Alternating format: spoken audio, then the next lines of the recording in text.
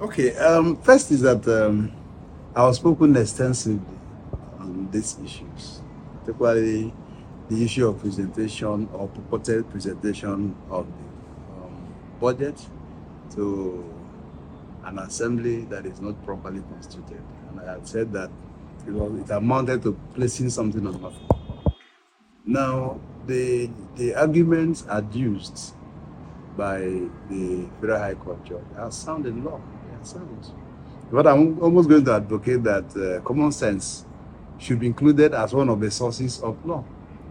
Because it is commonsensical that in a house that you have 31 members, you cannot possibly go to present a budget. Budget is about the estimate to run a state to only 4 members when the other ones are alive. Because you want to play politics. First is that, again, is this fact that what constitutes an assembly is not the building. It is the human being, the assembly members elected. And for an assembly to sit and be seen to be properly, they must have 1/3 of the members sitting and meeting. And 1/3 of 31, conservatively, is 10. So even discussing with 4 members of the assembly and submitting to them or presenting to them a document as all important and as crucial as the budget is criminal in the first place. Okay, so the judge was right. In fact, like I said, it's commonsensical that you can't do a thing like that. Rivers State has 32 state constituencies. We have lost one to death. May God may his soul rest in peace. Okay, now we have 31 active assembly members. Now it meant that if you presented a budget to 4, you just presented a budget to 4 state constituencies out of 32. It's an absurd, it's an abnormal, it's an aberration completely. I make bold to say that I was in that meeting. And out of the 7 or thereabout of those who signed that document, you will find my signature, my name, my signature, and my designation. And those signatures were obtained on the table that the Mr. President sat. And in fact, he was presiding over the meeting without even a pressman. And so first is that I've said again, and I need to say times and again, the environment was very congenial. It was very serene. There was no duress. There was no undue influence. There's no pressure from anybody.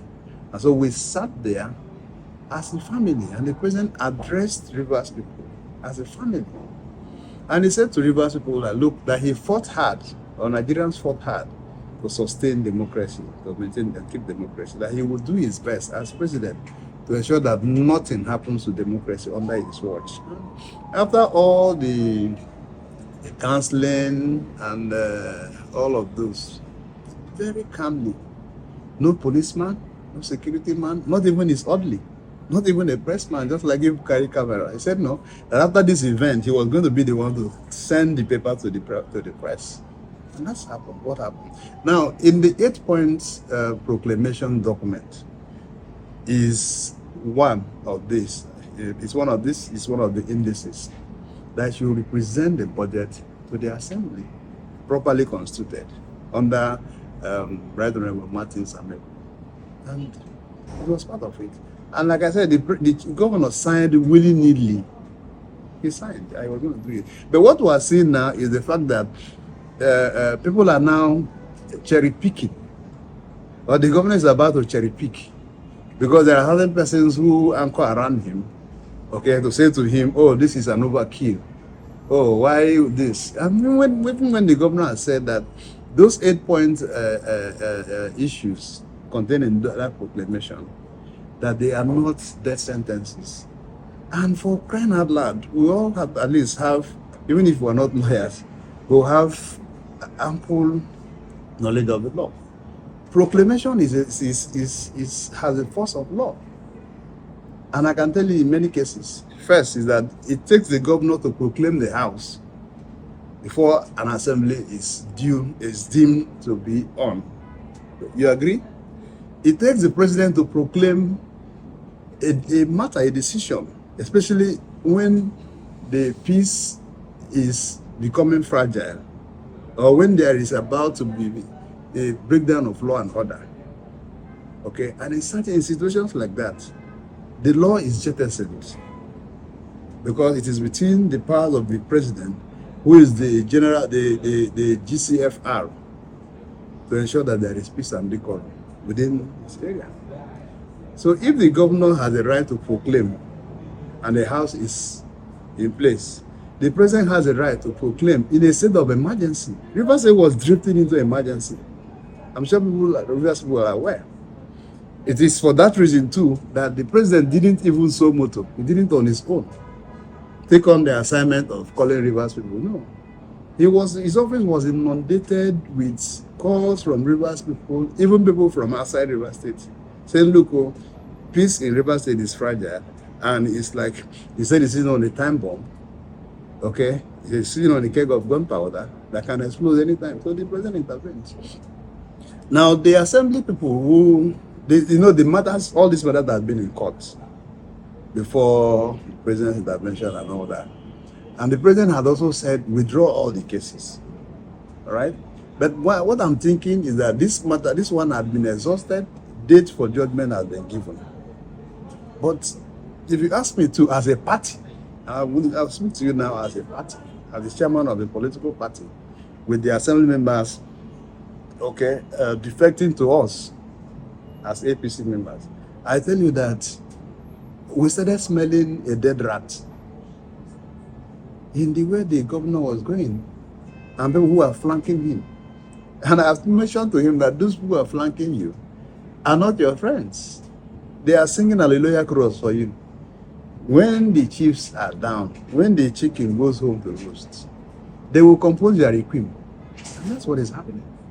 So they're telling the governor, no, he cannot represent this. And somebody, I'm sure you heard that somebody had gone to court under the cover of some people that call themselves elders. Okay? Yes, somebody, one senior advocate, Ajulo, had been contracted to go to court to challenge the governor, okay, or to stop the governor from representing the budget, even when it is part of what we resolve before Mr. President. So it's some smack of uncertainty. And so I think what the law did today is to put the hammer on it. If the matter is appealed, I won't be shocked, I won't be surprised. Because the law, the people must exhaust all legal avenues and means. It could be appealed, and whatever comes out of it could also be appealed to the Supreme Court, where we're told it is the finality of it all. So let's see how it goes. But I have said to you that commonsensically, you and I agree, or will agree, that there is no reason for 24 being higher and above 27. Are you reminding us of 2013 when 16 was to be greater than 19? Remember Nigerian Governors Forum election, where Amechi scored 19 votes, then my boss, and then Jang scored 16, and the president wanted to enforce 16 over 19. Is that what the area we're going to again in our political history? It is mathematically wrong. It is politically what they call non sequiturs. I can use Latin words.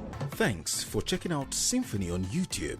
Please be sure to subscribe and like our videos for updates.